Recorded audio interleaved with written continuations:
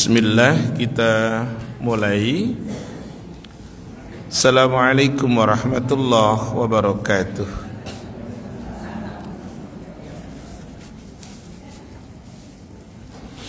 Innal hamdalillah, sesungguhnya segala pujian milik Allah Ta'ala semata.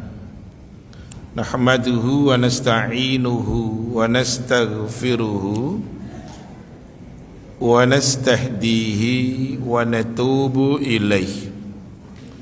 Sebagai hambanya kita menyanjungnya, kita meminta pertolongan kepadanya, kita mohon ampunan kepadanya, kita mohon petunjuk kepadanya, serta kepadanya kita bertaubat. Wa na'udzu billahi min syururi anfusina wa sayyiati a'malina. Berlindung kita kepada Allah dari diri yang buruk dan dari segala amal yang buruk pula. May yahdihillahu fala mudhillalah wa may yudlil fala hadiyalah. Siapa yang Allah berikan petunjuk, maka tidak ada seorang pun yang dapat menyesatkannya. Siapapun juga yang Allah Ta'ala sesatkan, maka tidak ada seorang pun pula yang dapat menunjukinya. Nashhadu an la ilaha illallah wahdah la syarikalah. Kita bersaksi bahwa tidak ada ilah yang diibadahi dengan benar melainkan Dia Allah Ta'ala semata. Dia yang esa dan tidak ada sekutu untuknya dengan sesuatu apapun jua. Wa nasyhadu anna Muhammadan abduhu wa rasuluh sallallahu alaihi wasallam wa ala alihi wa ashabihi ajma'in wa man tabi'ahum bi ihsanin ila yaumiddin. Bersaksi pula kita bahwa Nabi Muhammad adalah hambanya Allah dan utusannya Allah. Doa kita semoga rahmat dan keselamatan Allah Ta'ala limpahkan kepada beliau. Rahmat dan keselamatan semoga Allah Ta'ala limpahkan untuk keluarga beliau. Rahmat dan keselamatan semoga Allah limpahkan untuk para sahabat beliau radhiyallahu anhum ajma'in, dan semoga rahmat beserta keselamatan Allah Ta'ala limpahkan untuk siapapun yang tetap mengikuti langkah mereka dengan baik hingga kiamat kelak. Ya ayyuhalladzina amanuttaqullah ittaqullaha haqqa tuqatihi wa la tamutunna illa wa antum muslimun. Yang artinya, wahai sekalian mukmin, bertakwalah kepada Allah dengan sebenar-benar ketakwaan, janganlah meninggal kecuali sebagai muslim. Para tamu Allah, Bapak Ibu yang semoga Allah Ta'ala rahmati, alhamdulillah alladzi bi ni'matihi tatimmus shalihat. Segala puji untuk Allah, zat yang dengan nikmatnya kebaikan-kebaikan menjadi sempurna.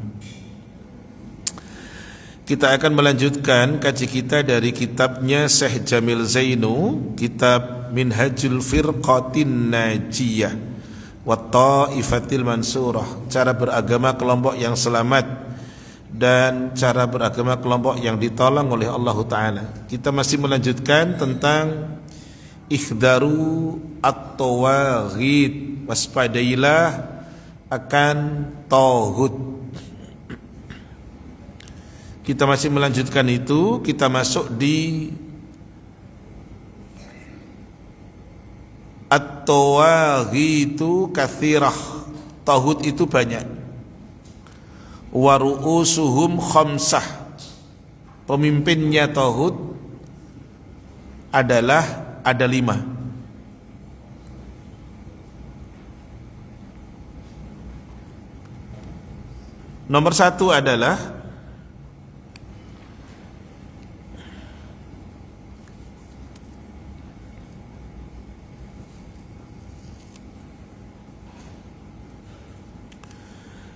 asyaitanu ad-da'i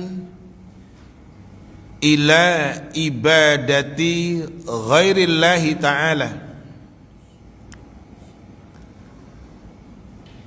Tauhid adalah syaitan yang menyeru, mengajak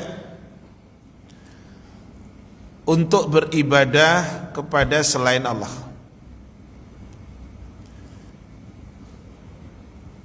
Kalau kita lihat di dalam Al-Quran,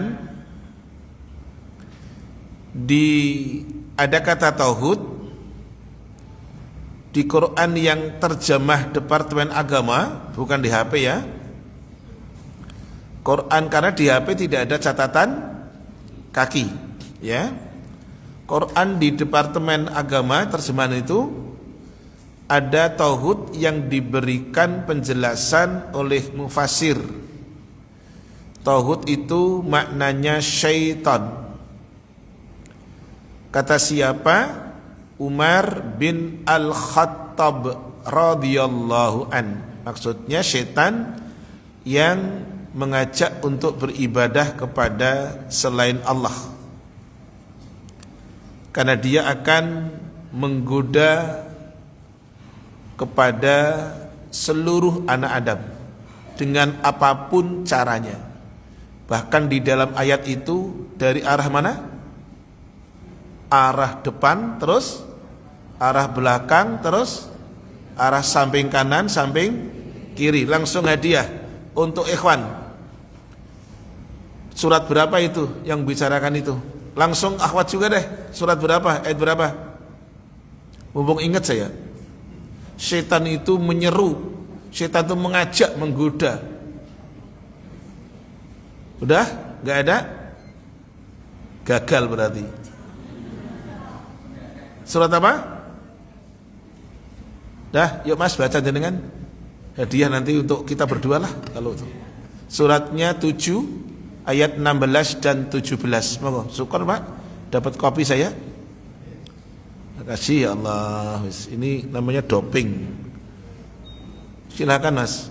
Suratnya 7 ayatnya 16 dan 17. Ini yang harus jenengan tahu, bahwa setan itu akan menggoda dari arah mana saja. Ayat 16 itu setan mengatakan, karena engkau telah tetapkan aku tersesat, aku akan menggoda seluruh anak Adam gitu. Ya silakan Mas. Iblis menjawab, karena engkau telah menyesatkan aku, pasti aku akan selalu menghalangi mereka dari jalanmu yang lurus. Ayat 17 sekarang. Kemudian pasti aku akan mendatangi mereka dari depan, dari belakang, dari kanan, dan dari kiri mereka. Iya. Dan engkau tidak akan mendapati kebanyakan mereka bersyukur. Iya. Jadi ini dalilnya. Tengok tadi kita simpulkan, setan itu akan menggoda dari arah manapun itu, dan dengan cara apapun.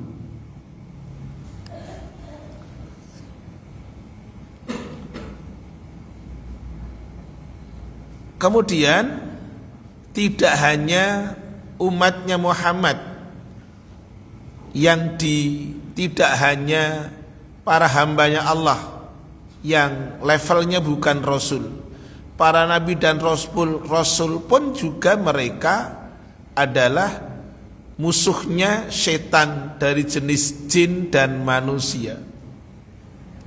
Jadi selama seseorang itu hidup, ya pasti akan ada musuhnya dari jenis jin dan manusia. Makanya Allah ngajari kita. Nah, makanya ini ada hadiah ini. Tinggal jenengan peka saja. Yo, kami jadikan musuh di antara Nabi dan Rasul. Para Nabi adalah jenis setan, jenis jin dan manusia. Ummahat dulu. Surat berapa? Ayat berapa? Surat apa? Dah, kaum bapak. Surat apa? Ayat berapa? Saya geser lagi. Ayat berapa? 112 hadiah untuk akhwat.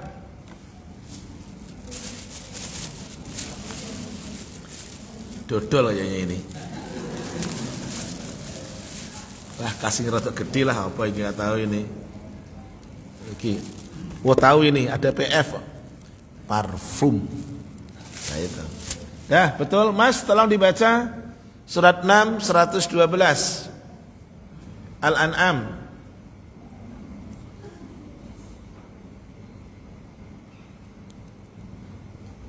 Ya Mas.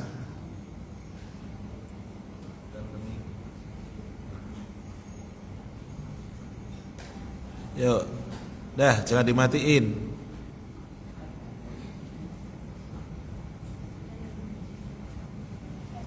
Kenapa tuh? Dah, jangan dimatiin deh. Yuk, monggo. Dan tidak apa-apa. Dan demikianlah untuk setiap nabi kami ada mic-nya lagi yang terdiri dari setan-setan manusia dan jin.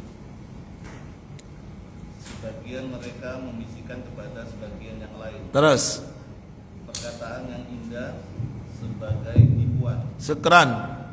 Dah cukup.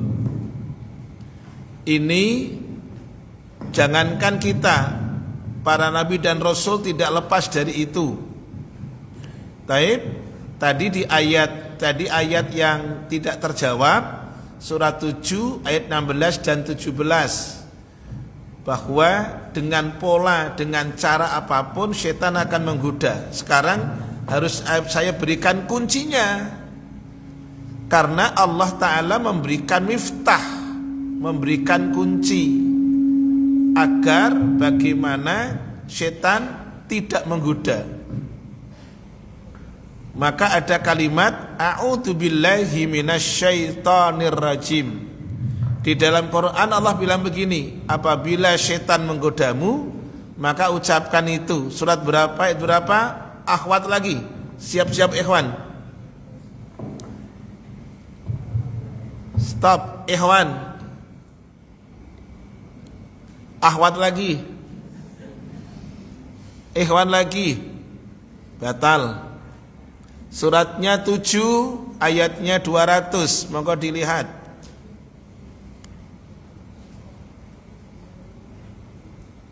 Yuk, surat 7 ayatnya 200. Sudah ketemu ya?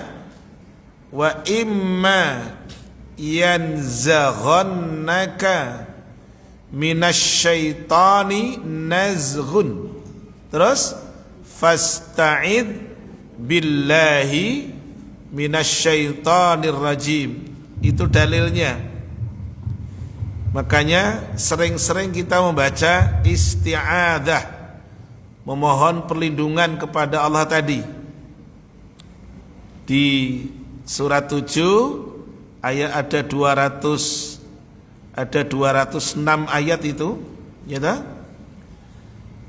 Dan jika setan menggodamu, maka berlindunglah kepada Allah. Sungguh Dia Maha mendengar lagi Maha mengetahui. Dah. Kemudian yang kedua, pemimpinnya setan, pemimpinnya tauhid. Maaf, bukan setan. Pemimpinnya tauhid. Pertama setan. Yang kedua adalah al-hakimu, al-zalimu, al-muhayyiru li ahkamillahi ta'ala. Pemimpin atau penguasa yang zalim, yang al-mughayyir, yang pemimpin tadi mengubah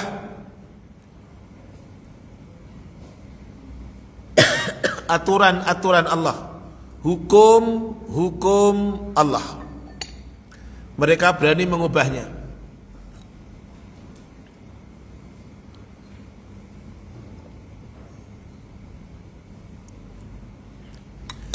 Seperti wadhi'ud dustur, membuat undang-undang, alladzi yukhaliful Islam, yang undang-undang tadi menyelisihi aturan Islam. Dia rubah aturan yang benar, kemudian membuat undang-undang yang menyelisihi ajaran Islam. Lah, pengubahnya itulah namanya tauhid. Gitu. Pengubahnya itu namanya tauhid. Siapapun penguasanya tentu. Kemudian Syekh mengatakan, wad dalilu qauluhu ta'ala munkiran 'alal musyrikin al-musyarri'in bima lam yardha bihillahu ta'ala. Dalilnya adalah firman Allah Ta'ala yang dimana Allah tidak menyetujui, Allah mengingkari apa yang dilakukan oleh orang-orang musyrik. Mereka membuat aturan, al-musyarri'un, mereka orang-orang yang membuat syariat yang dimana Allah tidak ridho. Jadi siapapun yang mengubah aturan yang tadinya benar kemudian dirubah menyelisihi aturannya Allah, itu termasuk tauhid dalam pandangan ini. Dalilnya silakan dibuka suratnya 42. Surat yang ke-42. Sebentar, saya akan tunjukkan di kitab ayat berapa itu. Sebentar. 21 coba dibaca. Saya lagi nyari ini.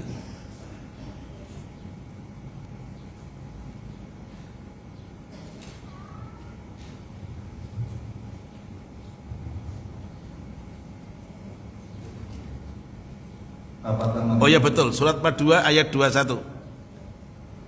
Apakah mereka mempunyai sesembahan selain Allah yang menetapkan aturan agama bagi mereka yang tidak diizinkan atau diridhoi Allah? Iya.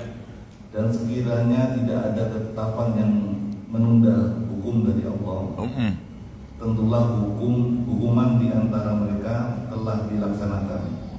Dan sungguh orang-orang zalim itu akan mendapat azab yang sangat pedih. Sekarang itu tadi surat 42 ayatnya 21, surat Asy-Syura.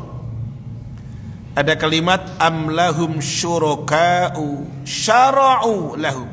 Ada kata syara'u lahum,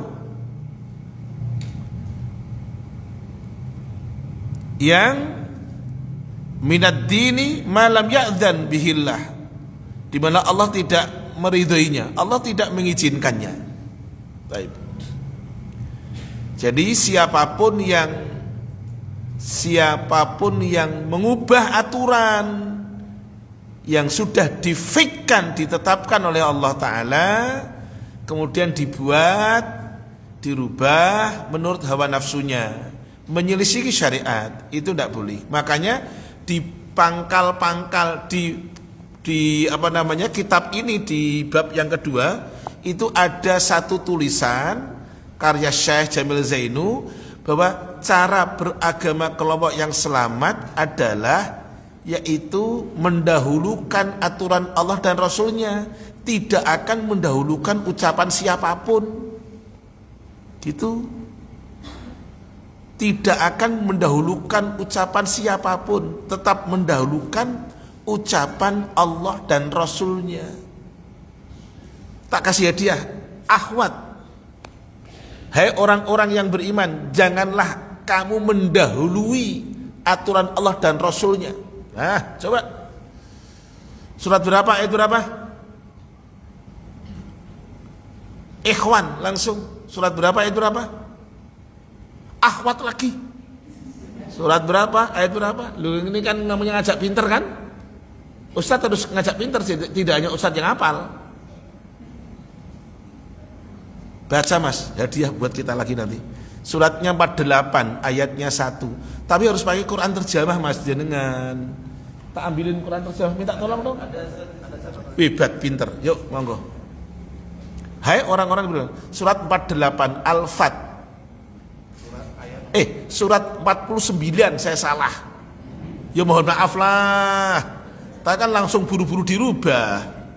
Suratnya 49 ayatnya 1. Ya ayyuhalladzina amanu la tuqaddimu. Yuk monggo. Wahai orang-orang yang beriman, iya, janganlah kamu mendahului Allah dan Rasulnya. Iya. Dan bertakwalah kepada Allah. Sesungguh Allah Maha mendengar, Maha mengetahui. Catatan kakinya. Maksudnya apa di situ?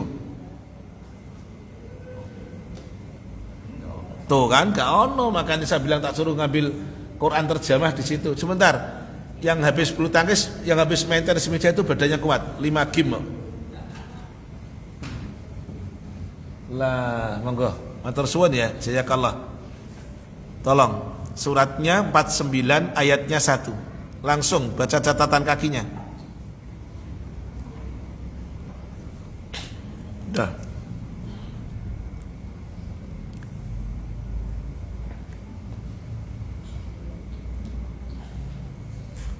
Catatan kaki di surat 49 ayat yang pertama, di paling bawah. Apa? Maksudnya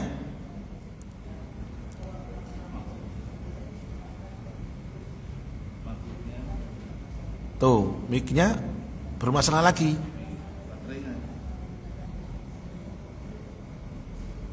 Yuk, coba dipencet lagi.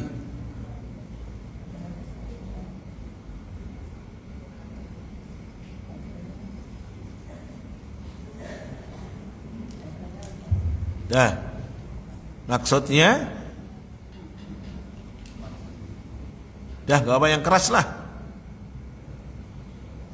Maksudnya orang-orang mukmin tidak boleh menetapkan sesuatu hukum sebelum ada ketetapan dari Allah dan Rasulnya. Makasih, cukup. Mukmin tidak boleh menetapkan hukum sebelum ada ketetapan dari Allah dan Rasulnya. Tidak boleh. Jadi tidak boleh sok keminter. Makanya antum ketemu dengan begini. Untuk Allah dan Rasulnya diawali dengan kata taatilah, tapi untuk ulil amri tidak diawali dengan kata taatilah. Jadi tugasnya ulil amri itu ngikuti apa yang sudah ditetapkan Allah dan Rasulnya. Saya ulang, jenengan pahami ayat ini.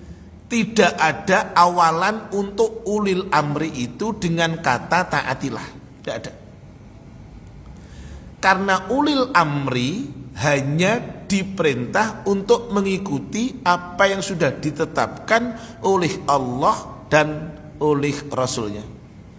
Maka antum temukan di surat 4 ayat 59. Hai orang-orang yang beriman, taatilah, ada kata Allah, taatilah kata Rasul, tapi kemudian tidak pakai ulil amri, tidak ada kata taatilah. Dan ulil amri berarti ketaatan kepada Allah harga mati, ketaatan kepada Rasul harga mati, tapi ketaatan kepada ulil amri tidak harga mati. Tidak. Ketaatan yang sifatnya mutlak hanya ke Allah dan Rasulnya. Maka yang nomor 2 tadi, pemimpin, penguasa tidak boleh mengubah, tidak boleh. Kalau itu sudah ditetapkan, gitu. Contoh yang kemudian viral. Oh, boleh pakai jilbab, boleh juga tidak. Nah, itu kan jadi viral akhirnya, ya kan? Padahal di Quran mengatakan harus. Baik. Nomor 3, perhatikan. Tauhid itu apa? Tadi kita bahas tauhid. Tauhid itu apa? Tauhid adalah al-hakimu bi ghairi ma anzalallah. Siapapun pemimpin, siapapun hakim, ketika memutuskan dengan selain apa yang Allah turunkan, itu namanya tauhid. Gitu. Al-hakimu bi ghairi ma anzalallah. Hakim, pemimpin, penguasa yang memutuskan dengan apa yang tidak Allah turunkan. Koma, perhatikan, idza i'taqada, manakala sang hakim tadi meyakini adama solahiyati ma anzalallah, manakala sang hakim penguasa tadi meyakini bahwa apa yang Allah Ta'ala turunkan tidak ada baiknya, tidak membawa kemaslahatan, maka dia merubah. Ini ada linear dengan yang kedua tadi. Dia meyakini bahwa apa yang Allah turunkan itu tidak membawa, tidak mendatangkan maslahat. Au ajazal hukma bi ghairih, atau membolehkan berhukum dengan selain Allah dan Rasulnya. Sampai tadi mengatakan meyakini bahwa apa yang Allah turunkan itu sudah tidak, bahasanya sekarang sudah tidak relevan dengan keadaan zaman sekarang. Itu dalam pandangan ini namanya tauhid. Padahal aturan Allah relevan untuk sampai kapanpun. Aturan yang dibuat oleh manusia nyatanya setiap habis pemilihan presiden atau apa DPR, ada saja yang dilakukan mengamandemen undang-undang. Sampai kemudian muncul gagasan kembali lagi ke masa UUD 45. Loh, ada gitu lagi? Padahal UUD 45 pun yang membuat manusia. Tidak keliru ikut aturan manusia selama aturan itu tidak menyelisihi aturan Islam. Apalagi sampai mengatakan bahwa apa yang Allah Rasulnya turunkan sudah tidak relevan lagi, gitu. Baik, buka suratnya di surat 5. Di dalam kitab cuma ada 1 ayat, tak tambahi 2 ayat dalil. Suratnya tetap sama, surat 5, ayatnya 44, ayatnya 45, ayatnya 47. Dibaca ujung ayat saja. Daripada jenengan nggak usah senyum, aku udah tahu. Kok banyak bener Ustadz? Nggak, tak suruh baca ujungnya saja. Dari ayat 44, ayat 45, dan ayat 47. Ayat 48 pangkalnya saja. Lu ngono enak toh? Ayo 44 ujungnya. Dan barang siapa? Ayo toh.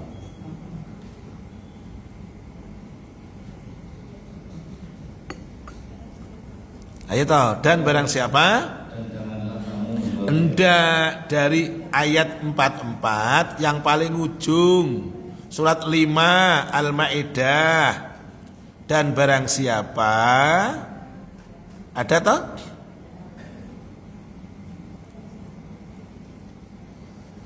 Ada no. Ayo toh, aku hafal loh, ayo toh.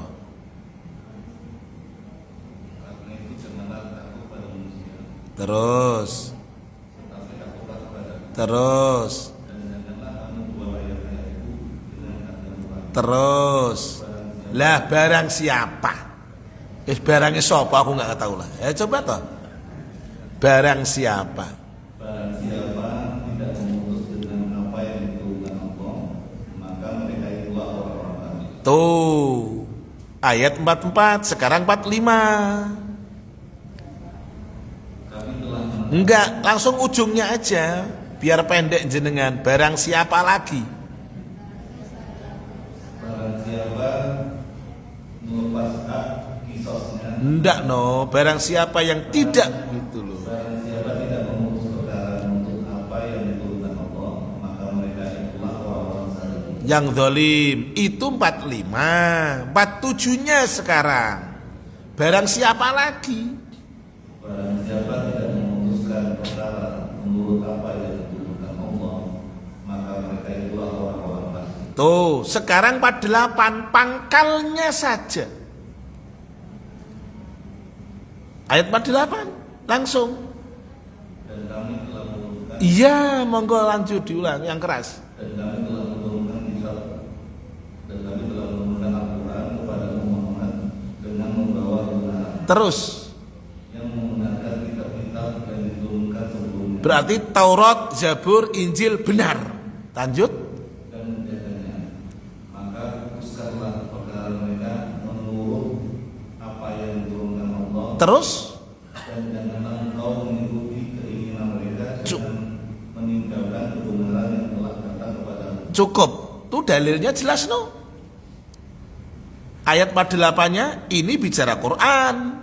Ayat 44, 45, 47 kitab-kitab sebelumnya nggak ada yang salah. Penyempurnanya Al-Quran. Muhammad, Quran itu benar diturunkan kepadamu. Putuskan Muhammad dengan Al-Quran. Jangan ikuti hawa nafsu mereka dengan meninggalkan kebenaran itu. Tuh. Berarti Al-Quran relevan untuk sampai kapanpun. Yang tidak relevan cara mindset kita. Dah. Nomor 4. Siapa tauhid itu? Nomor 3 tadi, hakim, penguasa, tapi memutuskan dengan apa yang selain dari Allah. Bahkan meyakini Quran itu, sunnah itu sudah tidak relevan lagi. Baik. Nomor 4. Enggak, saya hanya bikin satu contoh aja. Bikin satu contoh. Karena saya penggiat di lapas. Oke ya. Setiap bulan sekali di akhir bulan saya mesti kunjungan 5 lapas. Dulu ada Pondok Bambu. Saya ulang. Dari mulai awal tahun 90-an saya sampai sekarang, kalau kunjungan ke lapas, rata-rata hukuman yang ditimpakan kepada pelaku maaf mereka yang kena pasal hukum positif, hampir maaf tidak menyentuh ranah maaf, ranah membuat jera. Efek jera itu hampir tidak ada. Contoh, di kita bentuk memanusiakan manusia, siapapun orangnya, kalau sudah menjalani 2/3 masa tahanan, maka orang tersebut akan punya hak yang namanya PB, pembebasan bersyarat. Contoh, membunuh kena 18 tahun umpamanya toh. Berapa 2/3-nya? Udah gak usah mikir, gak usah ikut, gak usah ngitung 2/3 dijalani, PB-nya keluar. Koruptor 2/3 PB keluar. Jadi kalau jenengan apal nama orang-orang tuh yang pernah masuk di Sukamiskin tuh, yang saya datangi A, B, C, D, 2/3 keluar. Beda kalau hukuman itu memberikan efek jera. No, dah, gak usah mikir lanjut. Hanya ngasih tahu saya bahwa siapapun yang masuk di Hotel Prodio sebagai warga binaan, kami menyebutnya itu mereka 2/3 maka mendapatkan PB-nya. Lanjut nomor 4. Siapa tauhid? Alladzi yadda'i ilmal ghaibi min dunillah. Alladzi, orang yang yadda'i, mengaku, ilmal ghaibi, tahu perkara yang gaib, min dunillah, selain dari Allah. Oh, termasuk tauhid orang yang ngaku-ngaku ngerti yang gaib. Lho ngono. Di dunia antah berantah ini tidak sedikit.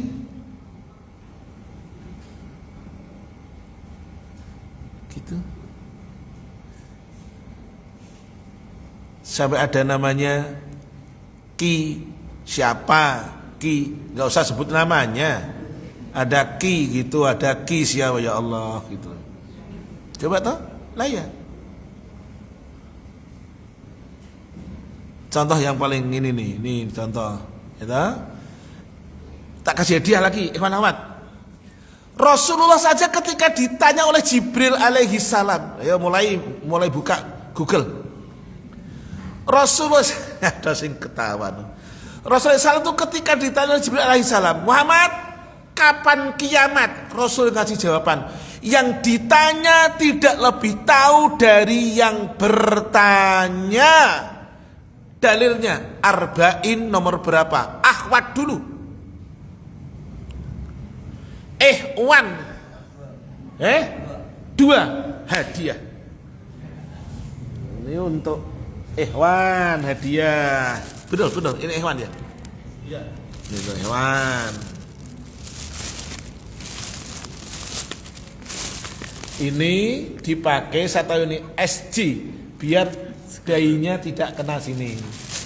Sajadah. Kayaknya. Dah. Makasih ya. Betul.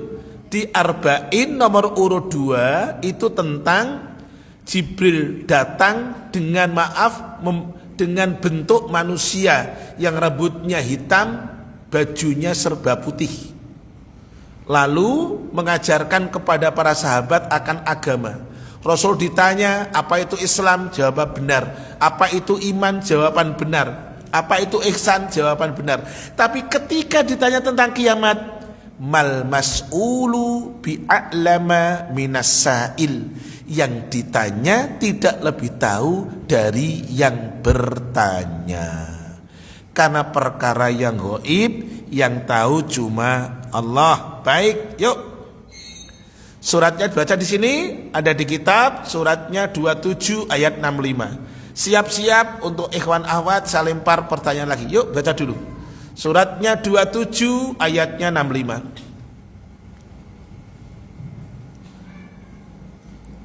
Katakanlah Muhammad, tidak ada sesuatu pun di langit dan di bumi yang mengetahui perkara yang gaib kecuali Allah. Dan mereka tidak mengetahui kapan mereka akan dibangkitkan. Syukran. Terus, yuk kita buka dalil lagi biar jenengan Rasulullah SAW secara basyariah kemanusiaannya tidak juga tahu tentang perkara yang gaib kecuali apa yang memang Allah ilmukan kepadanya. Jadi secara umum beliau tidak tahu apa yang gaib kecuali apa yang Allah kasih tahu kepadanya. Makanya ada satu ayat, andaikan saya, kata Muhammad, andaikan saya tahu perkara yang gaib, saya tidak akan kena sesuatu yang buruk dan saya akan melakukan kebaikan yang sangat banyak. Quran surat berapa? Ayat berapa? Cung, akhwat dulu. Geser ke ikhwan, surat berapa? Ayat berapa? Langsung siap Google jenengan tuh. Pokoknya langsung ahwat lagi. Surat berapa itu apa? Luqman 34. Terima kasih. Pas ndak bener. Ya ngono ta, ya ndak apa-apa no. Al-Baqarah ayat 3. Terima kasih juga. Pas tidak benar. Oke? Hadiah buat kita lagi. Surat 7 ayat 188. Monggo dibaca. Perhatikan surat berapa? 7 Al-A'raf ayat 100. Kok 87 188 tuh yo. Yo, monggo 188. Mas. Katakanlah Muhammad, aku tidak kuasa mendatangkan manfaat maupun menolak mudarat bagi Iya. kecuali apa yang dikehendaki Allah. Terus. Sekiranya aku mengetahui yang gaib, niscaya aku membuat kebaikan sebanyak-banyaknya dan tidak akan ditipu daya. Aku hanyalah pemberi peringatan dan pembawa berita gembira bagi orang-orang yang beriman. Makanya Rasulullah SAW itu ketika di saat perang Uhud itu yang kafir musyrik itu dipimpin oleh Abu Sufyan bin Al-Harab, akhirnya kekalahan terjadi. Tidak hanya paman beliau meninggal, Hamzah bin Abdul Muthalib, tetapi juga beliau berdarah-darah karena kena senjatanya mereka orang kafir musyrik. Taib. Nomor 5. Jadi apalagi cuman orang antah berantah yang suka tahu tentang yang gaib, mengaku tahu yang gaib, itu yang namanya offset kebablasan. Gitu. Loh ya, makanya begini, ada satu nasihat bagus nih, perhatikan. Ini kaitan dengan kita nggak tahu yang akan terjadi. Yang tadi jawabannya sudah dikasih tahu tadi oleh Umu tadi, ya. Surat 31 ayat terakhir 34. Karena di situ ada kalimat begini, tidak ada seorang pun yang tahu apa yang akan terjadi buat dirinya esok. Itu. Nah, karena itu nasihatnya anaknya Umar, namanya Abdullah bin Umar radhiyallahu anhu, mengatakan gini, hadiah lagi nih, yuk. Di saat engkau berada di waktu sore, jangan nunggu datangnya pagi. Dan di saat engkau berada di waktu pagi, jangan nunggu datangnya sore. Karena belum tentu ketika kita sekarang di waktu pagi, nanti sore masih selamat, belum tentu. Makanya segera, al-mubadarah bahasa Arabnya. Arba'in nomor berapa? Ahwat, Ikhwan. Pokoknya salah langsung Google. Arba'in nomor berapa? Ahwat.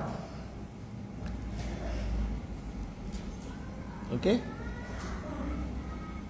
Dah? Ikhwan?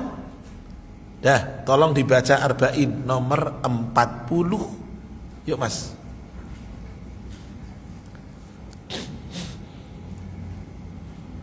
Dari Abdullah, dari Ibnu Umar, monggo.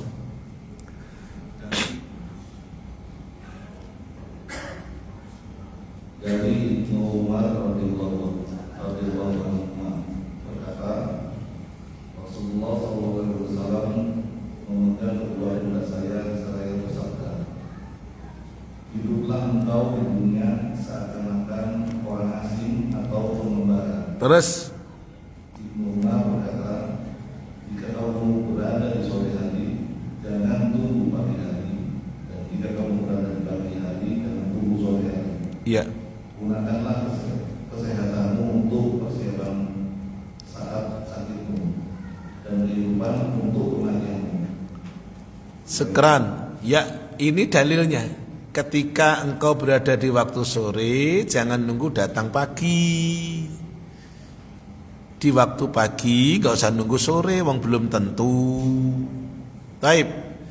Lanjut. Nomor 5. Siapa tauhid itu? Alladzi ya'buduhun nas wa yad'unahu min dunillah wa huwa radin. Orang yang beribadah kepadanya, seseorang atau sesuatu yang disembah selain Allah, mereka berdoa kepadanya dan dia ridho. Perhatikan kata-kata ini, saya ulang. Seseorang atau sesuatu yang diibadahi selain Allah, dia mohon kepadanya, mereka berdoa kepadanya, dan mereka ridho, dan dia pun ridho. Itu tauhid. Mari sekarang dicatat, nggak ada di dalam kitab. Apa itu ibadah? Ibadah itu menurut Al-Imam Al-Qurtubi adalah at-tadhallulu wal khudu'u. Ibadah itu sikap menghinakan diri seraya tunduk dan patuh. Itu ibadah. Jadi jatuhnya akan jadi ibadah kalau kita menghinakan diri seraya tunduk dan patuh kepada dia, kepada apapun. Itu jatuhnya bisa ibadah. Apalagi sampai mengalahkan kecintaan, kehinaan kita kepada Allah. Itu sudah jelas-jelas gitu, dan itu jatuhnya ibadah. Dengan konsep dasarnya tadi apa? Menghinakan diri seraya tunduk dan patuh. Kalau sudah demikian, jatuhnya seperti ini. Apapun yang diperintah oleh dia akan tetap dikerjakan sekalipun bertentangan dengan syariat. Inilah tauhid. Makanya hati-hati. Orang tua bisa tauhid, padahal dia nggak mau dijadikan tauhid. Orang tua bisa menjadi tauhid, pasangan bisa menjadi tauhid, harta bisa menjadi tauhid, dan lain sebagainya. Buka Quran. Yuk tak kasih pancing lagi hadiah. Katakanlah Muhammad, kata Allah, jika bapak-bapakmu, anak-anakmu, saudara-saudaramu, pasanganmu, harta kekayaan dan sebagainya lebih kamu cintai daripada Allah dan Rasulnya serta berjihad di jalannya, maka tunggulah Allah mendatangkan keputusannya, yakni azabnya. Allah tidak kasih petunjuk pada orang-orang yang fasik. Ahwad dulu, surat berapa, ayat berapa? 1, 2, 3, 99, 100. Ayo, batal. Ikhwan, hadiah lagi untuk ikhwan. Ya apa? Oke, hadiah. Monggo Mas. Baca surat 9 ayat ayatnya 24. Katakanlah Muhammad. Ayo.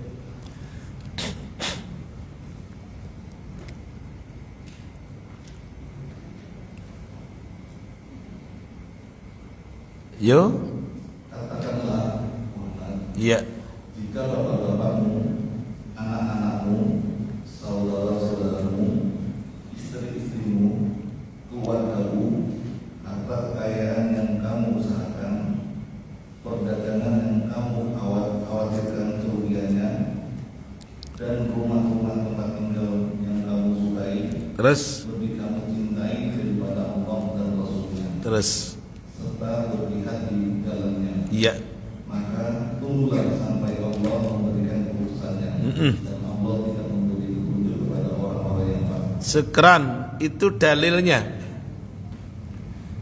Cinta boleh, kayak gitu. Cinta boleh, tapi tidak boleh mengalahkan kecintaan kepada Allah dan Rasulnya, karena kita sama saja memposisikan dia sebagai tauhid nantinya. Tidak boleh. Cinta ke orang tua yang wajar-wajar saja, cinta ke anak yang lumrah-lumrah saja, cinta dengan pekerjaan yang lumrah-lumrah saja. Itu cinta dengan apapun yang wajar-wajar saja.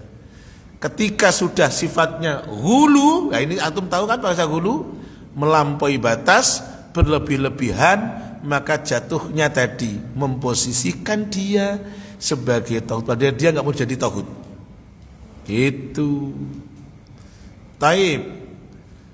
Lanjut dalilnya seperti yang ada dalam kitab, suratnya Al-Anbiya, ayatnya ayat 29. Mari kita buka.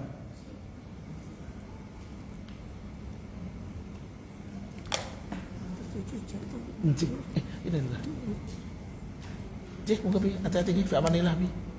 Semoga Allah berikan keselamatan.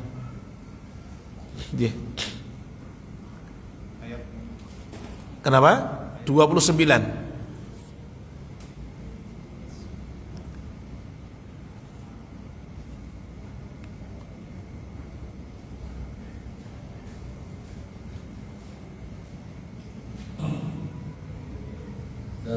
Dan barang siapa di antara mereka berkata, sungguh aku adalah Tuhan selain Allah, Terus? maka orang itu kami beri balasan dengan jahannam.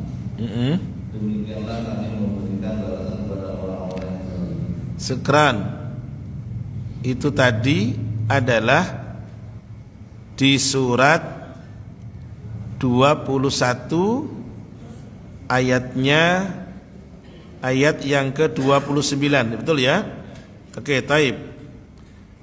Kemudian minta tolong di surat An-Nazi'at, surat nomor berapa itu? An-Nazi'at. Di atasnya surat An-Naba. An-Naba surat berapa? 78. An-Nazi'at 79. Yuk. Di ayat yang ke, ada berapa ayat itu? An-Nazi'at 46. Pintar, udah dapat hadiah. Gak usah. Di ayat yang ke-24. Monggo. Ini ucapannya Fir'aun ini. Ya. Ayat 24 dan 25.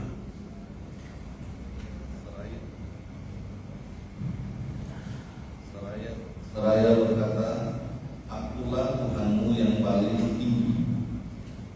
Maka Allah menghukumnya dengan azab di akhirat dan siksaan di dunia. Sekeran. Dah. Ada 5 pembesarnya, pemimpinnya tauhid. Jangan sudah catat itu.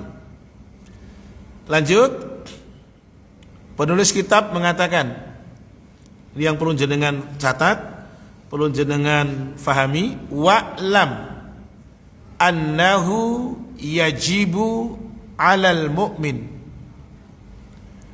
Ketahuilah, kata penulis kitab, maka wajib bagi setiap mukmin ayyakfura bit-taghuti, mengingkari tauhid. Wajib atas mukmin mengingkari tauhid hatta yakuna mu'minan mustaqiman, hingga mukmin tersebut menjadi mukmin yang lurus akidahnya,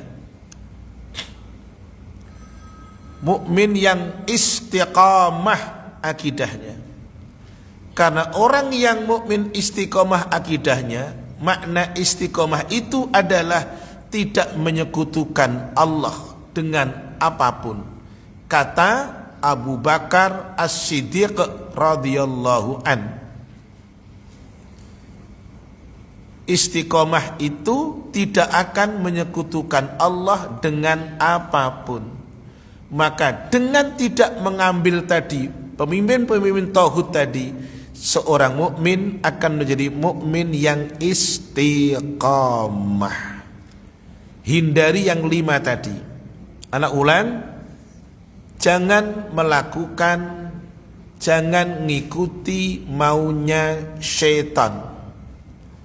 Maunya syaitan pasti mengajak kepada kesesatan. Caranya tadi sudah saya tunjukkan. Apapun dengan atas, bawah, kanan, kiri, depan, belakang, setan menggodanya. Dan Allah sudah ngingetin gini. Hai manusia, makanlah yang halal dan baik yang kami rezekikan kepada kalian. Jangan ikuti cara-cara setan. Setan itu musuh yang nyata buat kamu. Berarti makan yang tidak halal, yang haram, berarti ngikuti setan. Minum yang tidak halal dan haram, ngikuti setan. Caranya pakai tangan kiri, ngikuti setan. Itu tauhid. Setan itu tauhid. Surat berapa? Akhwat dari tadi baru dapat jatah 1. Hai sekalian manusia, makanan yang halal yang baik yang kami rezekikan kepada kalian. Surat berapa? Ayat berapa? Kurang keras? Kurang dengar aku. Al-Baqarah ayat berapa? Berapa? Ayat 3. Loh kok ayat 3? Tambahi saya ngokeh toh. Coba Ikhwan. Apa? Ini yang jawab yang mana toh, kok wakeh mana? Salah satu coba Al-Baqarah ayat 100. Ya tak kasih hadiah. Baru 1 kok.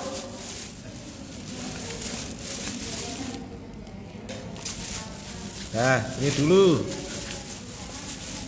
Ini akhwat lagi. Dah. Tolong Mas jenengan baca Al-Baqarah 168.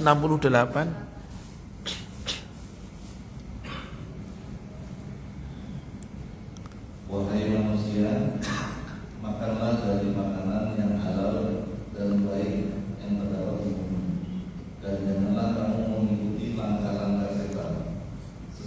Sungguh setan itu musuh yang nyata bagi. Nah, ini satu dalil yang nyata. Ini baru bicara soal makanan ini.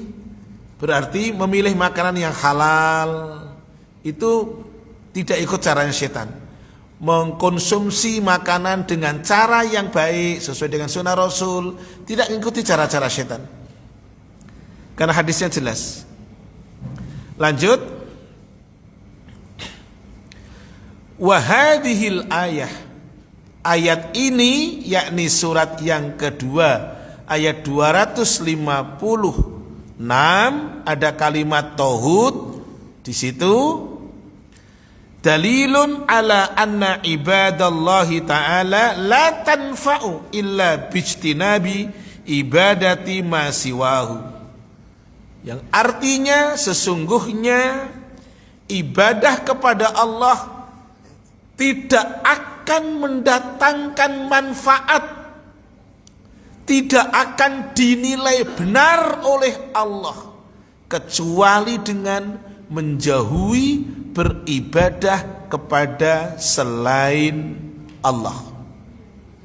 Jadi ibadah akan punya nilai manfaat, dipandang benar, diterima oleh Allah sesuai dengan tuntunan syariat kalau dia bisa menjauhi apa yang beribadatan kepada selain Allah. Lihat dalilnya. Di dalam hadis disabdakan man qala la ilaha illallah. Siapa yang mengucapkan kalimat tauhid la ilaha illallah wa kafara bima yu'badu min dunillah. Dia mengingkari apa saja yang diibadahi selain dari Allah, haruma maluhu wa damuhu, maka haram darahnya dan haram kehormatannya. Hadis dikeluarkan oleh Al-Imam Muslim. Bukan berarti orang yang tidak mengucapkan la ilaha illallah, bukan berarti darahnya boleh dialirkan, bukan begitu. Karena Islam mengatur juga. Tadi itu kata haruma maluhu wa damuhu, hartanya, kehormatannya dimuliakan oleh syariat kalau mengucapkan la ilaha illallah. Tapi kalau orang yang belum mengucapkan kalimat la ilaha illallah, berarti tidak muslim, adalah hanya boleh, tidak dimuliakan oleh Allah. Hanya boleh kita muliakan saja. Di mata Allah tidak mulia, hanya boleh dimuliakan oleh sesama. Karena di mata Allah, orang yang tidak mengucapkan la ilaha illallah itu dibilang makhluk yang buruk. Surat berapa? Ahwat lagi 0. Ikhwan sekarang 0 lagi. Ahwat lagi. Loh, kayak jualan aku ya. Ayo. Orang yang gak mengucapkan la ilaha illallah, dia kafir toh. Yo, dia dibilang makhluk yang jelek kata Allah. Ikhwan. Dah, surat 98 ayatnya, ayat yang ke-6. Monggo. Sesungguhnya gitu. Izo udah dapat hadiah, gak usah. Ayat 6. Sesungguhnya Al-Bayyinah surat 98. Saya tidak sebut nama suratnya, daripada tak sebut nama suratnya nanti jangan masih nanya nomor berapa Ustadz, masih nanya gitu. Mendingan tak kasih nomornya saja. Yuk. Sungguh orang-orang yang kafir dari golongan ahli kitab dan orang-orang musyrik akan masuk ke neraka jahanam. Mereka kekal di dalamnya selama-lamanya. Mereka itu adalah sejahat-jahat makhluk. Tuh, seburuk-buruk makhluk, sejahat makhluk. Tapi walaupun buruk, bukan berarti kita boleh memperlakukan jelek, bukan. Makanya di mata Allah tidak mulia, hanya boleh kita muliakan. Dalam arti sesuai dengan batas-batas tertentu. Makanya Allah bilang begini, halo, antum yang punya rekanan kerja yang tidak Islam, silahkan berbuat baik dengan mereka boleh.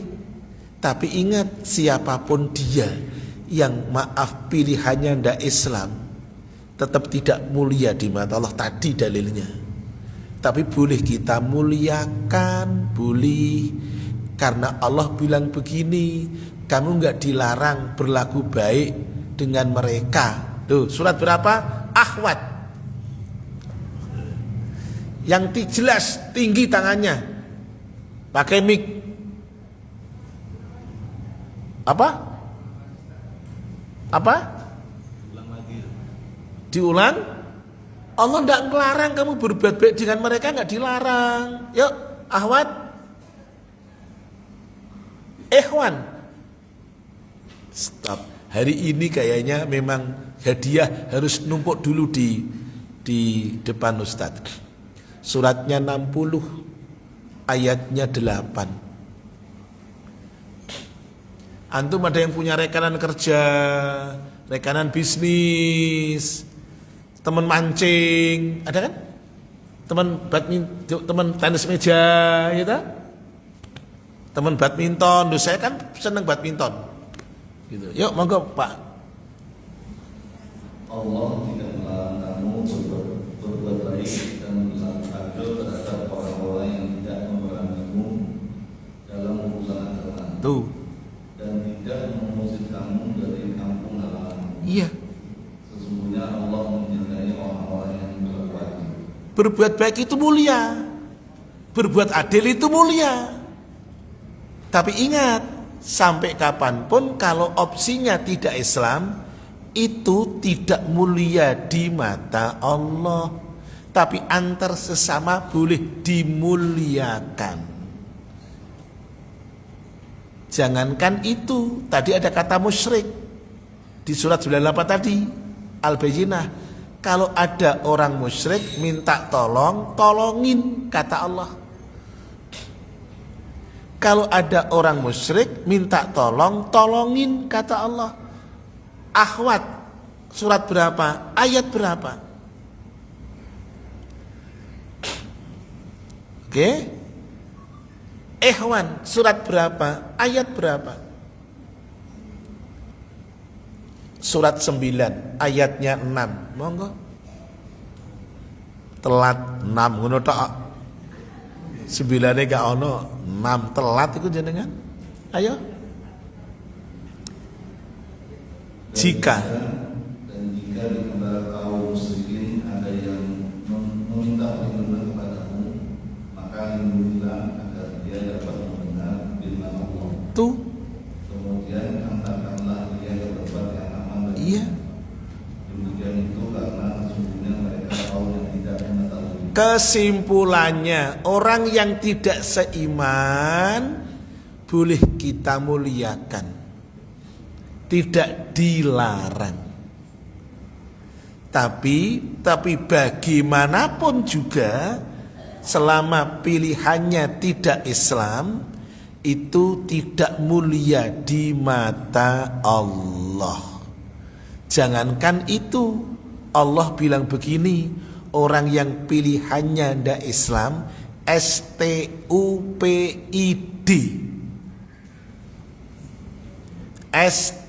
STUPID, apa? Artinya apa? Apa Pak? Wah, jenengan natap ke saya. Oke, kan gitu toh? Loh, yang bilang Allah. Jadi siapapun yang opsinya tidak Islam, maka iku stupid iku. Maka tidak mulia. Ahwat, surat berapa, ayat berapa? Tak kasih hadiah lagi.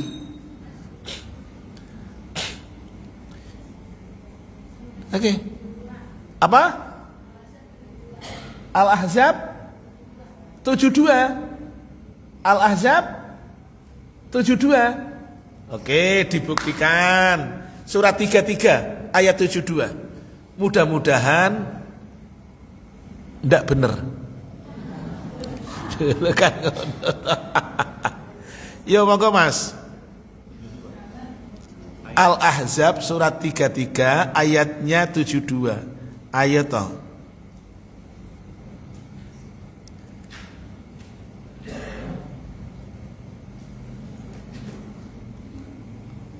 Sesungguhnya kami telah menawarkan amanat kepada langit, bumi dan gunung-gunung, tetapi semuanya enggan untuk memikul amanat itu, dan mereka khawatir tidak akan melaksanakannya atau berat.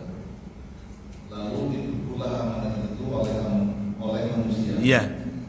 Sungguh manusia itu sangat zalim dan sangat bodoh. Benar sih dalilnya ujungnya bodoh, tapi tidak ada kaitannya dengan agama Islam. Tadi judulnya apa toh? Siapapun yang tidak opsinya pilihannya Islam, itu STUPID.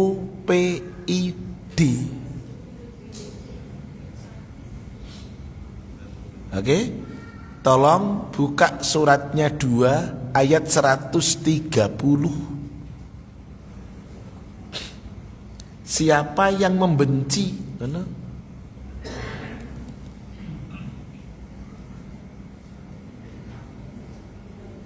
Dan orang yang membenci agama Ibrahim.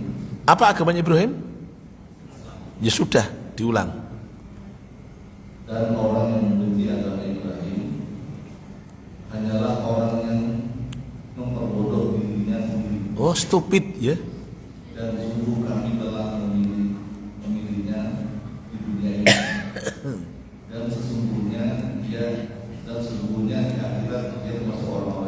Lah ayat 131 Ibrahim diperintah untuk Islam. Idh qala lahu rabbuhu aslim. Ibrahim bilang qala aslamtu lirabbil alamin. Berarti kesimpulannya siapapun orangnya kok pilihan agamanya ndak Islam, bahasa Inggrisnya STUPID, tidak mulia di mata Allah, tapi boleh kita muliakan. Dalilnya tadi 60 ayat 8. Lanjut, kita masuk bab baru sekarang. An-nifaqul akbar, kemunafikan yang besar. Berarti ada munafik kecil, ada munafik besar. Nah, kita masuk pembahasan sifat munafik yang besar. Dijelaskan oleh penulis kitab, an-nifaqul akbar huwa idharul Islam bil lisan, menampakkan keislaman lewat lesannya. Ingat ya, sampai ada surat bicara khusus munafik, surat nomor 63, 60 Al-Mumtahanah, 61 As-Saff, 62 Al-Jumu'ah, 63 Al-Munafikun, 64 At-Taghabun, 65 kok At-Tahrim piye to? 65 66 At-Tahrim, At-Tolak. Lah At-Talak jangan, adanya talak halilintar. Monggo sini. Nah, makasih. Itu Atta Halilintar, itu juragan follower ya. Ya lanjut. Apa itu nifak akbar? Menampakkan kemunafikan lewat lesan. Tapi wa'tiqadul kufri fil qalbi wal janan. Tapi hatinya mengingkari akan Islam. Hatinya mengingkari akan kebenaran. Lesannya ngomong Islam. Di dalam Al-Quran awal, Al-Baqarah 1-5 itu ayatnya mukmin. 6 dan 7 ayatnya kafir. Karena nggak ada abu-abu. 13 ayat tersendiri 8-20 itu ngomongin munafik. Makanya orang yang terkena sifat munafik itu sulit untuk terdeteksi. Karena Hasan Al-Basri mengatakan ikhtilaful qalbi wal lisan. Seorang tabi'in yang namanya Hasan Al-Basri mengatakan bahwa munafik an-nifaqu huwa berselisihnya antara hati dengan lisan. Itu munafik. Sulit ditebak. Makanya Rasul pernah ngomong kepada Umar bin Al-Khattab radhiyallahu an. Rasulullah SAW pernah ngomong dengan Umar dengan mengatakan, Umar, saya benci manakala bangsa Arab memperbincangkan ayyatahaddatsal arabu anna Muhammadan yaqtulu ashabah. Umar, saya tidak suka, ini akrahu ayyatahaddatsal arabu anna Muhammadan yaqtulu ashabah. Saya tidak suka Umar manakala bangsa Arab memperbincangkan kalau Muhammad telah membunuh temannya sendiri. Karena orang munafik itu tampilannya Islam, hatinya, sikapnya, hatinya tidak Islam, tampilannya, casingnya Islam. Maka saya pernah diseloroin orang dengan mengatakan gini, saya nggak sebutkan nama orangnya itu, ya, Pak Ustadz kayak A, gitu. A itu yang pernah tertuduh sebagai teroris. Bapak kayak A, karena saya kemana-mana pakai apa?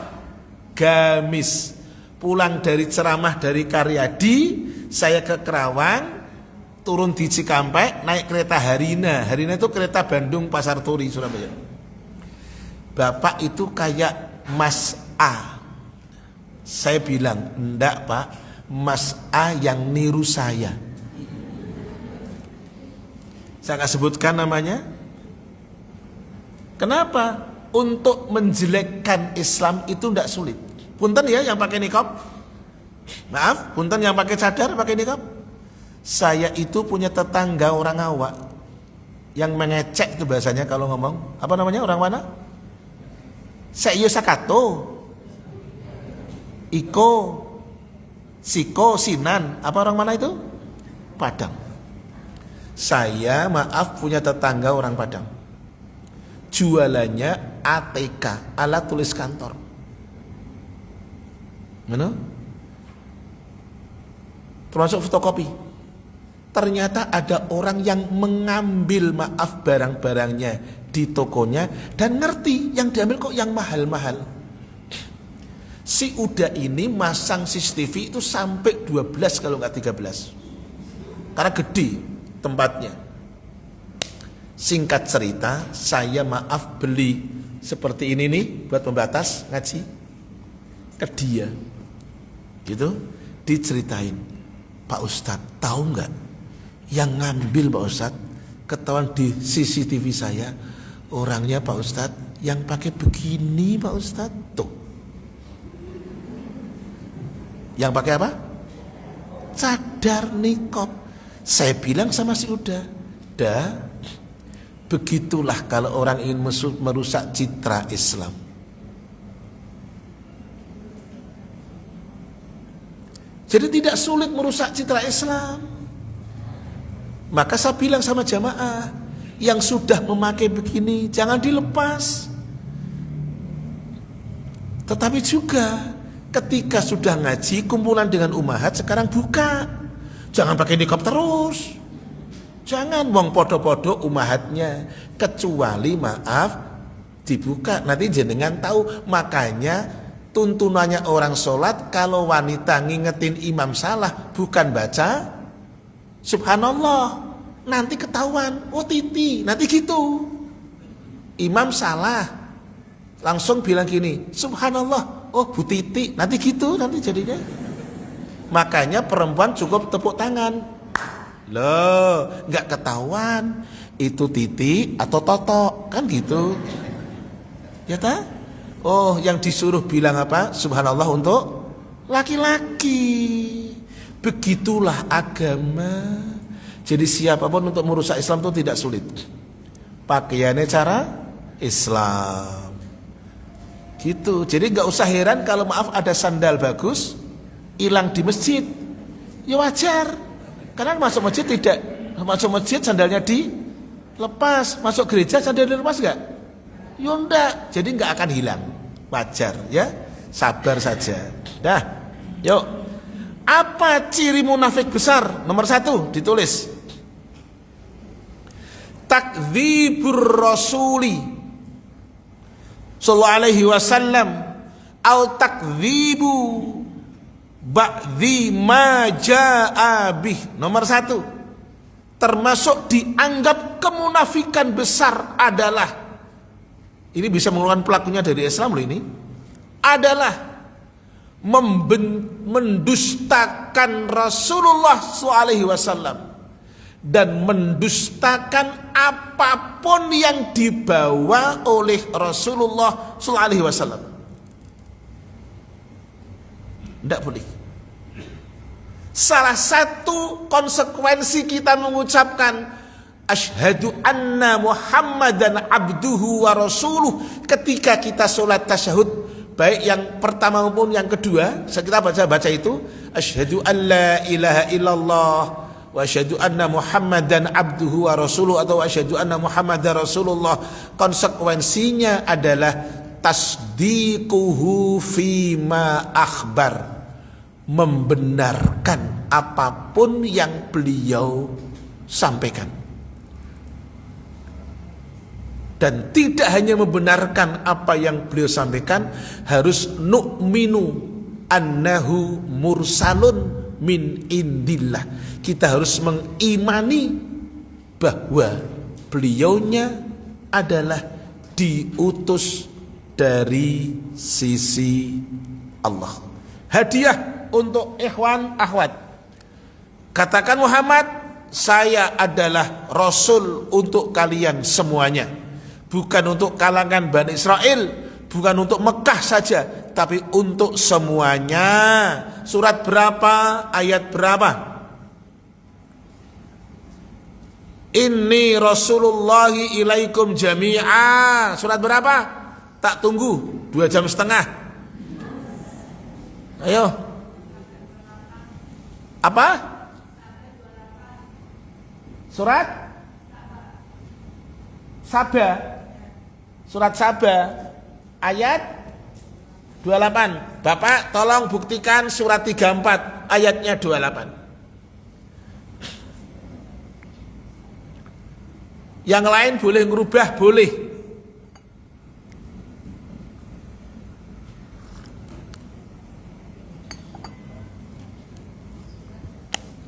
Dan kami tidak memutus engkau Muhammad, melainkan kepada semua umat manusia sebagai pembawa berita gembira dan sebagai pemberi peringatan, tetapi kebanyakan manusia tidak mengetahui. Dah, boleh. Baik, tak benerin. Saya tadi bilang, tapi gak apa-apa, bagus. Katakan Muhammad, saya itu, jadi Rasul menyampaikan kepada umatnya, saya itu utusan Allah untuk kalian semuanya. Surat berapa? Ayat berapa? 71. Lah ini dapat, ini tadi yang surat 34. Yang terakhir surat 7 158. Tokcer. Yo. Hadiah untuk Ummahat ini JB Jakarta Barat. Jilbab. Yo, monggo. Katakanlah Muhammad, wahai manusia, sesungguhnya aku ini utusan Allah bagi kamu semua, yang memiliki kerajaan langit dan bumi. Ya. Tidak ada Tuhan yang berhak disembah selain Dia, yang menghidupkan dan mematikan. Maka berimanlah kamu kepada Allah dan Rasul-Nya, yaitu Nabi yang ummi, yang beriman kepada Allah dan kepada kalimat-kalimatnya atau kitab-kitabnya. Cukup, makasih. Saya masuk yang kedua, biar waktunya cukup. Pertama, termasuk kemunafikan besar, mendustakan Rasul SAW dan mendustakan apa yang beliau bawa. Tadi sudah Anda sampaikan, konsekuensi kita mengucapkan wa asyhadu anna Muhammadar Rasulullah, konsekuensinya adalah mengimani kalau beliaunya diutus oleh Allah dari sisinya. Dua, mesti membenarkan apa yang beliau sampaikan. Makanya ada satu hadis begini, tidaklah beriman salah seorang dari kalian hingga hawa nafsunya mengikuti apa yang aku bawa, kata Rasul. Oke, ikhwan, hadis arba'in nomor berapa? Oke, tidak beriman salah seorang dari kalian hingga hawa nafsunya mengikuti apa yang aku bawa, kata Rasul. Jadi tidak boleh mengikuti yang lain, apa yang aku bawa ikuti. Dah, nggak ada akhwat, hadiah habis, nggak ada yang jawab. Apa? Arba'in nomor 13 itu tentang saudara, bukan Rasul. Lah yuk, apa? Berapa Mas? 41. Sama sudah hadiah belum? Belum. Oke, tak kasih hadiah, maju ke depan. Arba'in nomor 40 C. Ya, 41. Monggo Mas, baca Mas. Afwan. Dari Abu Muhammad Abdullah bin Amr Iya. bin Ash radhiyallahu anhu. Iya. Dia berkata, Rasulullah SAW bersabda, tidak beriman salah seorang di antara kalian hingga hawa nafsunya mengikuti apa saja. Makasih, cukup. Nomor 2, tanda kemunafikan besar adalah bughdur rasuli au bughdu ba'di ma ja'a bih. Ciri munafik yang besar yang kedua, membenci Rasulullah, membenci Rasul. Tadi mendustakan, sekarang membenci Rasulullah SAW, atau membenci sebagian apa yang beliau sampaikan. Gitu. Kalau tadi mendustakan, sekarang membenci apa yang beliau sampaikan. Ini termasuk kemunafikan besar. Hati-hati. Nomor 3. Wah, ini mengerikan lagi nih. Al-farhu bihazimatil Islam. Seneng, bangga kalau Islam itu runtuh. Seneng, bangga kalau Islam itu tidak maju. Seneng, bangga kalau Islam kalah. Au karahiyatu intisari dini, atau tidak suka manakala Islam itu mengalami kemenangan. Jadi saya ulangi, nomor 3 ini, ciri munafik besar, senang bangga kalau Islam mundur. Senang bangga kalau Islam nggak banyak pengikutnya. Senang bangga kalau Islam itu mundur, tidak maju, terkalahkan. Dan benci manakala Islam itu mendapatkan apresiasi positif oleh umat. Kemudian oleh karena itu difahami, ditulis, wa sahibun nifaqi adzabuhu asyaddun minal kuffar. Wa sahibun nifaq adzabuhu asyaddu minal kuffar. Oleh karena itu siksanya orang munafik lebih besar ketimbang siksanya orang kafir. Siksanya Allah untuk orang munafik lebih besar ketimbang orang kafir, sebagaimana dalam Quran surat 4 145, innal munafiqina fit tarkil asfali minan nar walan tajida lahum nasira. Silakan baca. Ya, silakan. Sesungguhnya orang-orang munafik itu ditempatkan pada lingkaran yang paling bawah dan neraka. Iya. Terus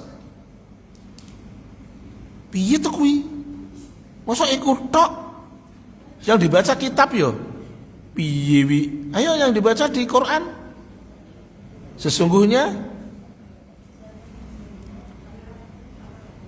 diulang. Sungguh orang munafik itu ditempatkan pada lingkaran yang paling bawah dan neraka. Terus Kami tidak akan mendapat seorang penolong pun bagi mereka. sedikit pun. Makasih, cukup. Walihada wasafallahu al-kafirina bi ayataini. Kemudian wasafa al-munafiqin bi 13 ayah fi awali suratil Baqarah. Tadi sudah Anda sampaikan, di awal surat Al-Baqarah 5 ayat bicara mukmin. 1 2 3 4 5. Mutakin. 6 7 bicara orang kafir. Tapi 8 sampai 20 bicara sifatnya munafik. Mulai dari wa minan nasi may yaqulu amanna billahi wa bil yaumil akhiri wa ma hum bimu'minin. Kemudian penulis kitab mengatakan, perhatikan ini, yuk. Penulis kitab mengatakan wa nara as-sufiyah al-muslimin. Adik, makasih sayang. Taruh situ sayang. Lah, ya, makasih sayang. Penulis kitab mengatakan kita bisa menyaksikan bagaimana keberadaannya orang sufi yang muslim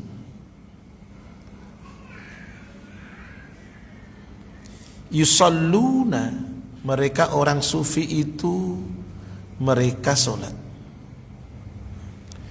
Wa yasumuna, mereka juga puasa. Orang Syiah mereka sholat, mereka puasa. Walakinna khatarahum adzimun, tetapi bahayanya mereka sangatlah besar. Haitsu yufsiduna aqaidal muslimin, di mana mereka orang-orang sufi, orang-orang Syiah, mereka melakukan kerusakan atau merusak akidahnya orang-orang Islam. Fayubihuna du'a ghairillah, mereka orang-orang Syiah, orang-orang sufi memperbolehkan pengikutnya untuk berdoa memohon kepada selain dari Allah. Alladzi huwa minasyirkil akbar, ini termasuk kesyirikan besar. Dalihnya bahasa Arab tawasul, ditambahi an menjadi tawasulan. Di antara contohnya minta tolong sama orang yang sudah meninggal. Contoh, Rasul dengan pamannya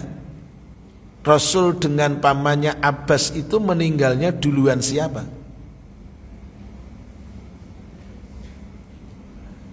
Jangan bilang aku tidak hidup waktu itu, Ustaz, jangan gitu toh. Coba sejarahnya, Rasulullah dengan pamannya Abbas namanya, meninggalnya duluan siapa? Duluan pamannya, bukan Abu Thalib loh. Abbas duluan siapa? Rasulullah. Makanya waktu Umar bin Al-Khattab minta supaya turun hujan, tidak mendatangi makamnya Rasul, dia minta tolong kepada Abbas bin Abdul Muthalib supaya didoakan supaya turun hujan. Tidak pernah makamnya Rasul didatangi oleh mereka para sahabatnya, tidak ada. Gitu. Orang-orang sufi, dilanjutkan dulu, orang-orang sufi, mereka orang-orang Syiah ya'taqiduna annallaha fi kulli makan. Mereka meyakini Allah itu di mana-mana. Dan ini kita selisihi, Allah itu di atas arasy-Nya sebagaimana surat 20 Toha ayat 5 ya, nanti bisa dibuka. Gitu, wayanfuna uluwallahi ala arsyih. Dan mereka orang sufi, orang Syiah, mereka menafikan ketinggian Allah di atas arasy-Nya. Mukhalifina al-Quran wal hadis, mereka menyelisih Al-Quran dan hadis. Tak tunjukkan satu saja. Yuk kita buktikan pakai dalil Quran ya. Pakai dalil Quran, suratnya 35 ayatnya 14. Silakan. Habis ini kita masuk di pertanyaan. Monggo.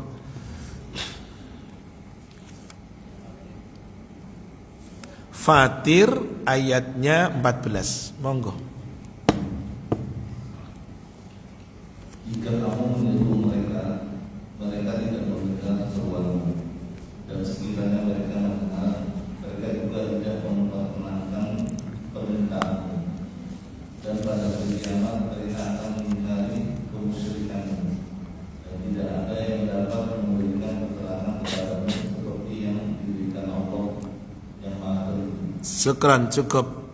Kalau kamu menyuruh mereka, mereka enggak dengar. Andaikan mereka mendengar, tidak akan mengabulkan. Contoh, ini jenengan masuk menggunakan akal dan indera deh.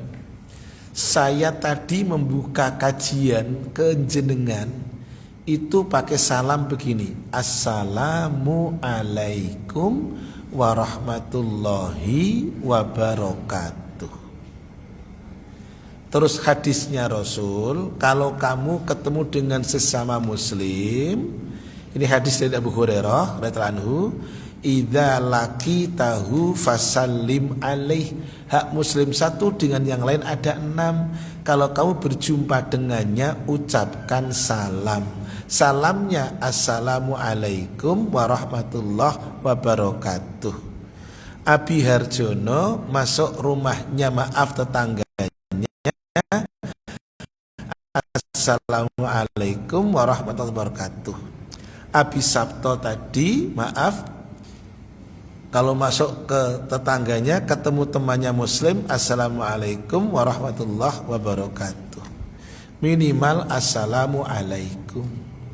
Tapi yang tidak boleh assalamualaikum ya ahlad diyar minal muslimin wal mu'minin wa inna insyaallah bikum lahikun nas'alullaha lana walakum al-afiyah. Itu ucapan untuk di mana? Ucapan untuk di mana? Kuburan. Jadi di kuburan itu waktu mau saya datang, saya maaf disunahkan ngelepas terompah, sendal, sepatu, tapi kemudian mengucapkan assalamualaikum ya ahlad diyar minal muslimin wal mu'minin wa inna insyaallahu bikum lahikun nas'alullaha lana walakum al-afiyah. Selamat sejahtera untuk kalian wahai saudaraku muslim dan mukmin. Insyaallah kami akan menjumpai kalian. Kami mohon kepada Allah supaya diberikan kamu kesejahteraan untuk kalian dan untuk kami. Dia enggak jawab waalaikumsalam. Oke ya. Jadi ucapan salam maaf ketemu jenengan dengan mereka beda ndak?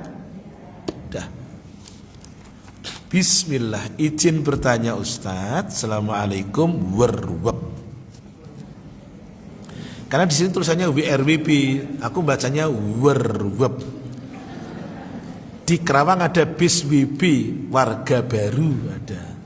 Masuk assalamualaikum warung warga baru kan tidak mungkin. Warwab. Ya tetap tak jawab. Waalaikumsalam warahmatullahi wabarakatuh. Afan Ustadz izin bertanya, bagaimana sikap yang benar menasihati pasangan dan anak-anak? Nasihat yang sampai ke hati tanpa menyinggung dan menyakiti, supaya tidak merasa harus dituruti ketika mengucapkan sesuatu. Waalaikumsalam warahmatullahi. Syukran Ustadz. Afwan. Baik. Tolong dibuka suratnya, surat 16-125. Monggo Pak. Surat berapa? 16, ayatnya berapa? Syukran. 125. Monggo.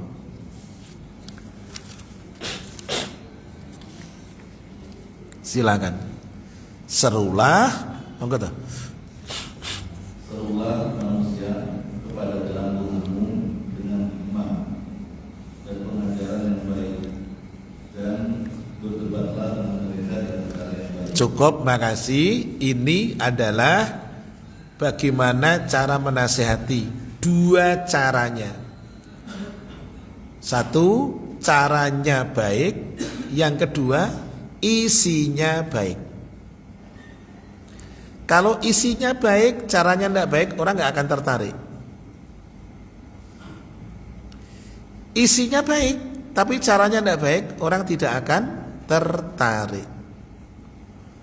Sekarang caranya baik, isinya tidak baik, orang juga tidak akan tertarik. PR-nya para pendai itu ini sekarang. Ada orang yang maaf caranya baik, tapi isinya maaf banyak guyonan, isinya malah banyak khurafat dan lain sebagainya, tidak baik. Ingat, menasihati itu caranya baik, isinya baik. Yang terakhir, serahkan ke Allah. Udah.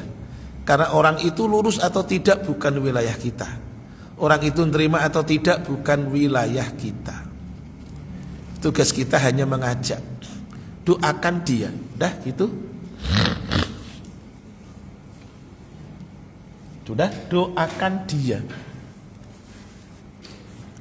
Baik, lanjut. Assalamualaikum waalaikumsalam warahmatullahi wabarakatuh. Bagaimana bila dalam hidupnya dulu pernah mengkonsumsi makanan haram karena belum muslim, karena orang tua beragama Kristen, tapi pada kehidupan setelah menikah sampai saat ini alhamdulillah sudah muslim, hijrah, mengikuti anjuran Allah dan Muhammad. Baik, Masya Allah, ini nanti dibuka di dalam kitab Al-Adabul Mufrad, kitabnya Imam Bukhari.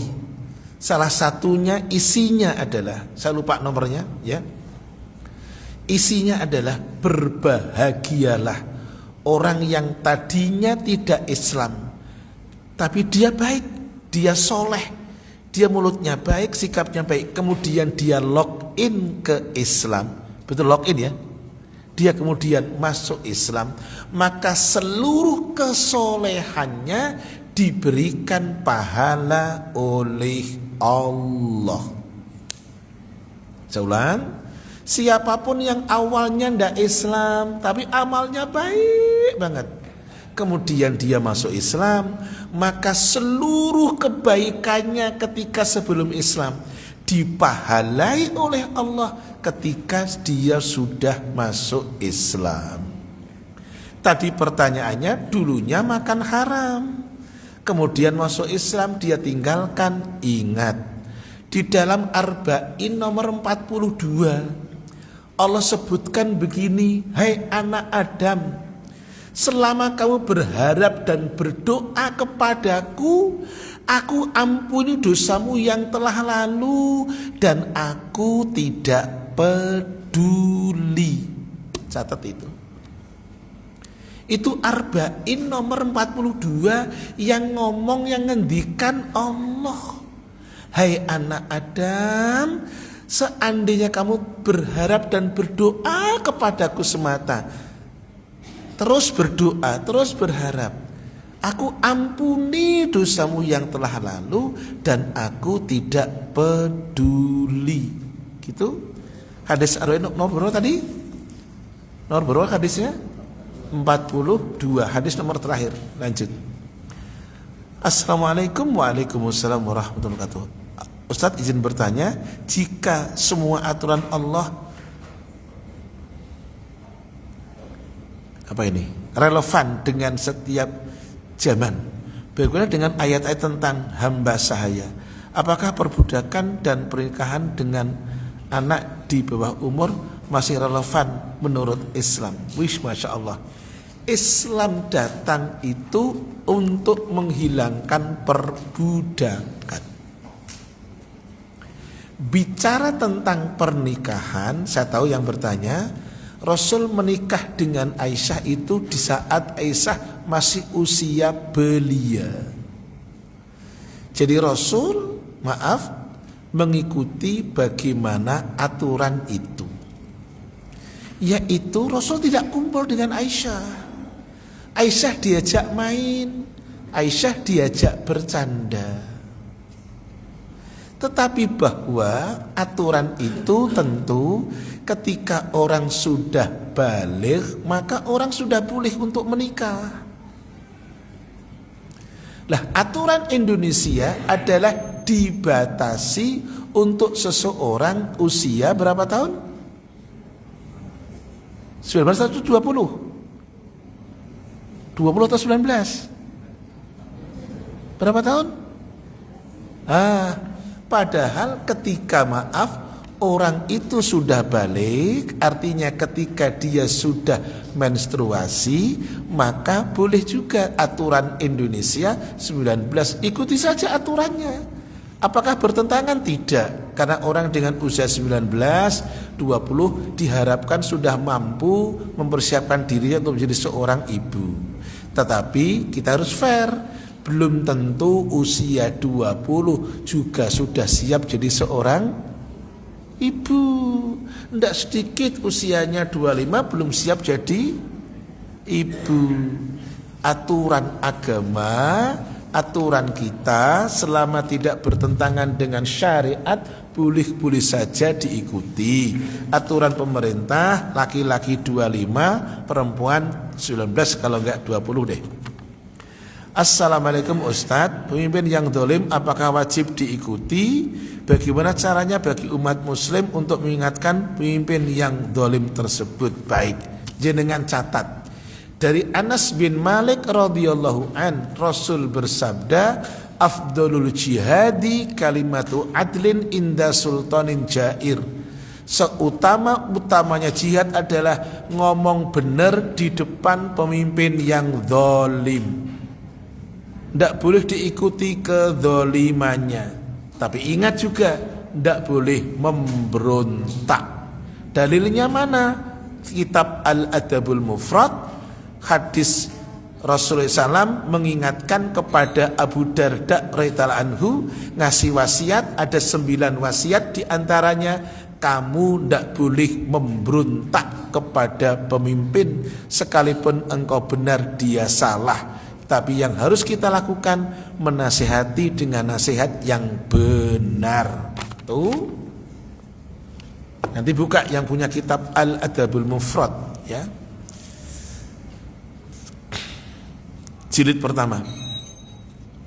Bismillah, ini Bapak ini izin bertanya, kalau mendapat undangan pernikahan dari orang kafir, apakah harus hadir atau wajib hadir Ustadz? Baik, mengacu kepada tadi yang Anda sampaikan, hak muslim satu atas muslim ada 6. Salah satunya wa idza da'aka fa'ajibhu. Kalau dia ngundang kamu maka kabulkan. Tapi ingat, lihat dulu undangannya. Kalau ada jreng-jreng-jreng, ada macam-macam yang menyelisihi syariat, maka tidak boleh kita mendatanginya. Maka saya menyiasati. Contoh nih, besok tanggal 19 tetangga saya ada yang punya hajat, nikahin putrinya. Tanggal 19 itu hari Selasa kalau nggak salah. Hari Selasa. Lah saya diundang. Di situ tertera undangannya hiburan orjen tunggal, ngono. Bagaimana sayang? Apakah nggak hadir? Saya datang. Kapan datangnya? Sebelum acara mulai dan sesudah acara selesai. Pilihannya itu. Kapan? Orjen tunggal biasanya jam 10 mulai, saya datang jam 8 atau jam 9. Maaf Pak Ustadz, belum siap. Tidak apa-apa, nggak ada minuman ini. Pisang ada kan? Pisang tuh gantung. Ada Pak Ustadz? Nah, pisang. Tidak apa-apa. Atau sudah selesai. Kalau sudah selesai, mereka bilang begini, maaf Pak Ustadz, kok baru datang nih Pak Ustadz, makanannya udah habis, masih ada air kan? Tuh. Untuk menyelamatkan ini, untuk menyelamatkan ini, untuk menyelamatkan ini. Kenapa? Karena orang yang Allah muliakan itu, sebagaimana kata Allah dalam Quran surat yang ke-25 ayat 72. Walladzina la yashhaduna zur wa idza marru bil lagwi marru kirama. Kalau melewati orang yang melakukan perkara lagho, mereka menghindari untuk menjaga kemuliaan diri. Ya gitu. Surat 25 ayat 72 dan surat 28 ayatnya 55. Gitu. Dalilnya Quran komplit insya Allah. Tinggal mau atau tidak ya. Makasih, sudah jam 11:05. Jangan kebablasan. Makasih. Terima kasih atas kehadirannya. Wa jazakumullahu khaira. Subhanaka Allahumma wa bihamdik, asyhadu an la ilaha illa anta, astaghfiruka wa atubu ilaik. Yang akan datang berbicara an-nifaqul asghar. Assalamualaikum warahmatullahi wabarakatuh.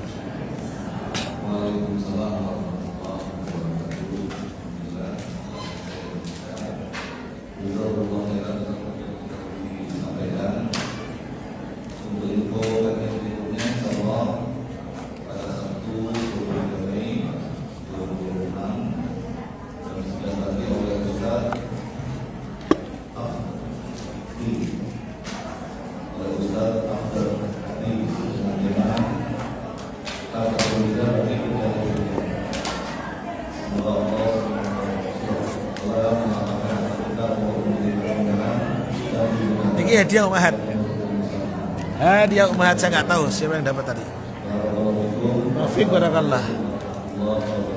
Waalaikumsalam warahmatullahi. Kalau ada orang Nasrani Ustaz meninggal Boleh mendatangi, kalau tidak mendoakan. diumumin di masjid gimana Ustaz? Janganlah, Jangan ya. jangan dong. Insyaallah.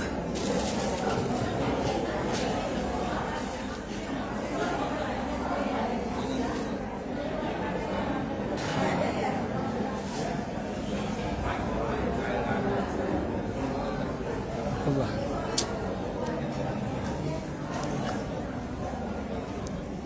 Udah, aduh udah. Udah duduk sinan. Aduh.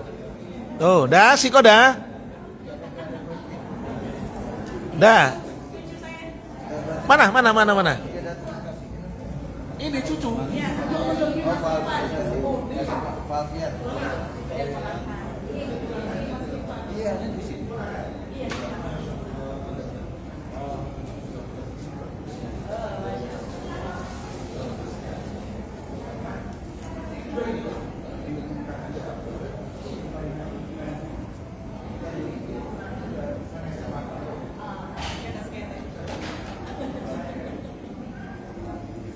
Tiga.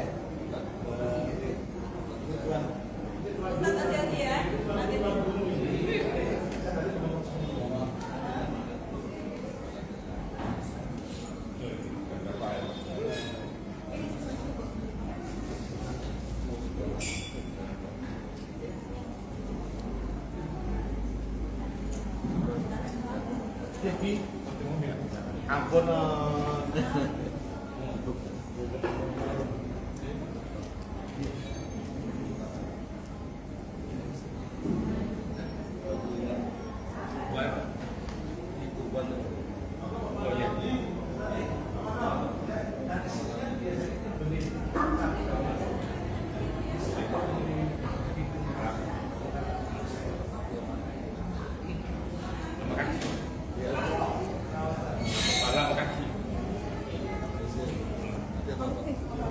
Wah, itu mana ya Pak?